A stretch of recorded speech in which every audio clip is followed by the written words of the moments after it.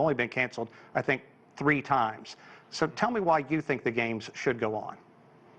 Well, that's the question. Should they go on? And I know Mr. Pound is not with us anymore, but he threw out a couple of statements that just really don't quite ring true, not only from what he said, but from what the IOC is saying or not saying, certainly the organizing committee. Just in terms of what he said, all the athletes will be vaccinated. That's not necessarily true. All of the U.S. athletes, the USOC has not mandated that all of the athletes be vaccinated. When you think about all the other countries that are sending athletes, there's no plausible way that all of those athletes will be vaccinated. So that's just one of the issues that these games face. The other one is that there's no real formation of any rules for what happens if an athlete in a specific sport tests positive. In the NFL or in the NBA or the Major League Baseball, you're able to delay a game. You're able to delay an NFL game for a couple of days before more contact tracing and testing goes on. But what happens if someone on the relay Olympic team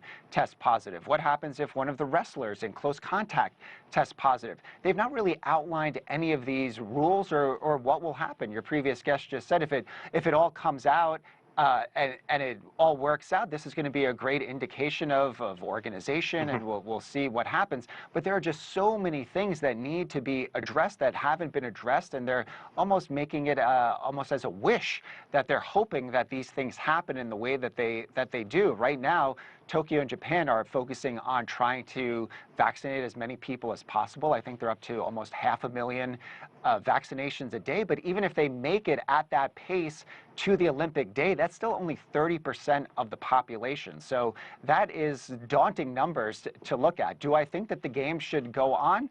I think if some of these issues were resolved, I think they should definitely go on. I think that there's billions of dollars on the line. We talked earlier about the athletes and their training, and this is their moment to shine. But I also think it's really going to put a spotlight on the longevity of the Olympics. How interested are people going to be in this summer Olympic Games and moving forward? Again, Mr. Pound is not here to talk about these things, but in terms of the infrastructure, leaving these buildings, and it's for the community.